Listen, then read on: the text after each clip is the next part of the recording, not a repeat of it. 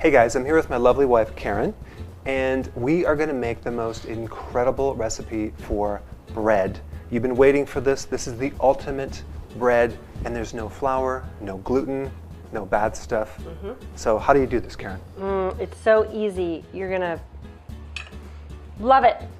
So it's 1 cup of almond flour in my Santa cup, measuring cups. It is 1 cup of arrowroot flour. I'm going to use a little arrowroot here. Arrowroot is a low glycemic flour. It's made from a root, so it's in small amounts, it's okay. Arrowroot. That's why they call it a root? That's the root. Exactly. This doesn't come out as quickly. And then 1/3 cup of coconut flour. And these combined give it a really neat texture. Most of the natural breads out there kind of taste terrible, like it's like a sponge cake. Like bark. Yeah. Then we're going to just do 1 teaspoon of salt. And that's it for the dry ingredients. Mix it up.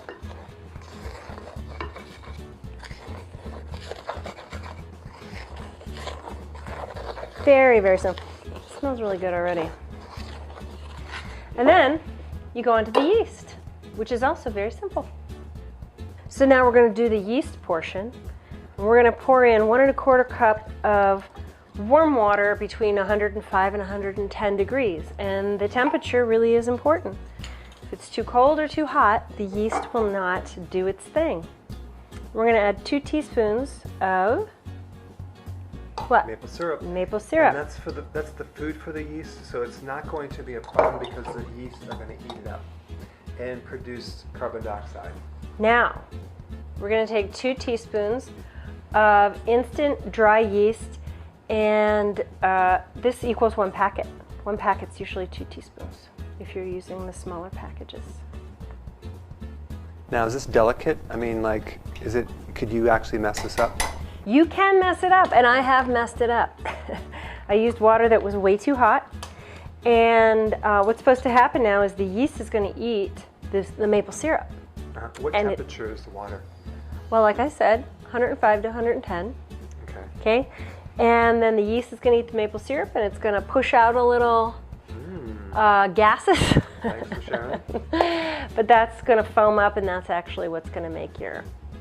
So you basically keep it there, and then you're waiting 10 10 minutes, minutes. okay? All right. I just didn't want to give you any opinions because your opinion wasn't in the recipe? Right. Is that a subtle hint? It's subtle. Is it subtle? Is it subtle enough? Right. Okay. So 10 minutes there. Okay, let's just wait. Okay. Really, if you stand and look at it, you'll see little bubbles coming up. It's like little yeast fireworks. It's alive. Oh, it is alive. That's the really cool thing. Wow. It is totally alive in there. So what's happening is the yeast is eating the maple syrup and literally pushing out excreting little gases, and that's what helps your bread rise. Yeah, that's amazing. And this is exactly what's supposed to happen, so that's good. So it's good. We're doing good. So the key is the temperature. Oh, yeah, but also your yeast. If your yeast isn't any good anymore, you could have the perfect temperature water and it won't do that. Okay, so after about 10 minutes, your yeast is going to be beautiful and foamy. It's done. It's eating of all that maple syrup. It's amazing. Isn't it? Yeah. So now what we're going to do is we're going to add 2 tablespoons of psyllium and 1 1/2 tablespoons of ground chia. Psyllium is kind of like a fiber. Yeah, and you know, we get whole chia, and then we have one little coffee grinder that we use just for spices and seeds and stuff like that. So you're gonna let it sit in there for 2 or 3 minutes, and it's gonna get really gelatinous and thick, and then you're gonna whisk it. So now you're gonna cut this because we have to wait. All right, so this has been sitting for just 2 or 3 minutes, and it got gelatinous. Looks delicious. So now we're just gonna stir it all in, make sure it's all whisked in. Whisk. All right, good. Now, just gonna put this in our dry ingredients.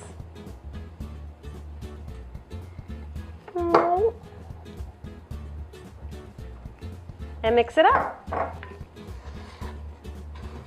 And you are going to see this become...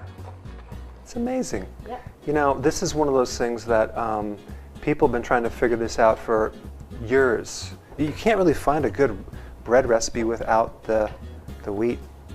So No, we found I it. was so surprised at how well this turned out. Yeah. I did find this online, and I'm not sure what we've changed, but I appreciate the people who have done all the research to figure out, especially the chia and the psyllium, because that's amazing. Now, it's going to look gloopy like this, and you're literally going to knead it just for 1 minute. Yeah, I think what happens is that you have, you don't have the gluten. So gluten is like glue. And so you have, I think probably the combination of chia seed, some of the fiber tends to act like glue, which is perfect because we can do that all day long. Yep. Now you can take this out of the bowl. I'm just leaving it in the bowl. Can you make a pizza crust with that and like spin it with your finger? I can. I used to do that. I used to do it. Okay, so now, look, I have this beautiful, beautiful bowl.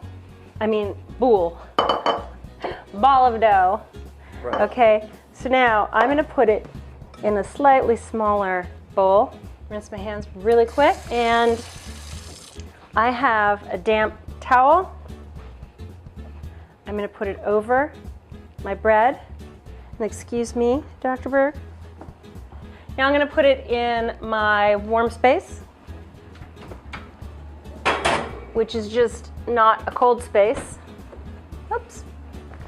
And for an hour, we're going to let it rise.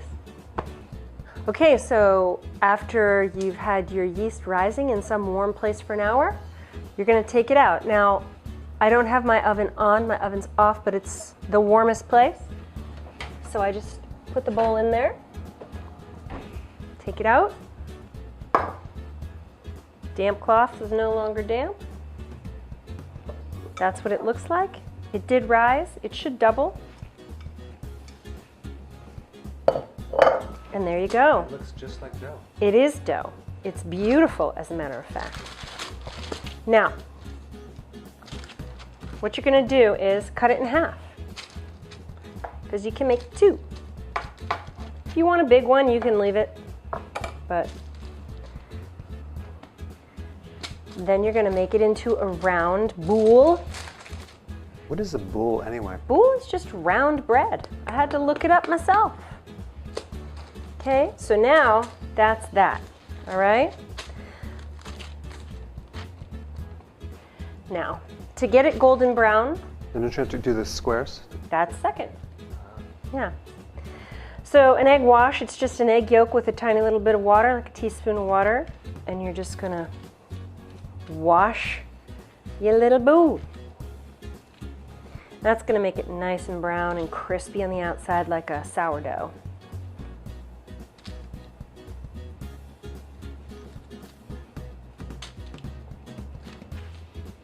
And then another thing, just to give it a little bit of a touch, is you can do a little crisscross pattern with a knife.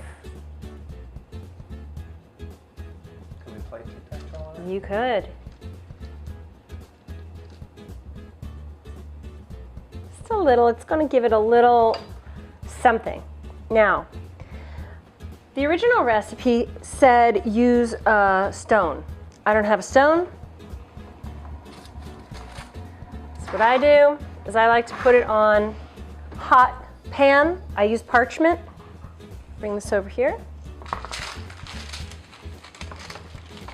Normally I would just carry the loaves over to the oven, but for this, literally put this on hot parchment and on a pan, and that's it. It's going to go into the oven.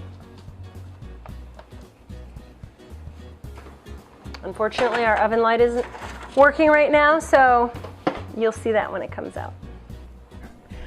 Okay, it's time to take the bread out of the oven. Let's take a look. Wow. Now we've made a few loaves. This is why it didn't turn into one loaf in the oven. Come look. That's some serious bread. We can't touch that until it's cool inside because it'll be chewy. Nope. So check this out. This is This is a great way to eat butter. It is a great way to eat butter. It toasts beautifully. It's better than bread. Better than bread. Well, it is bread. It is bread.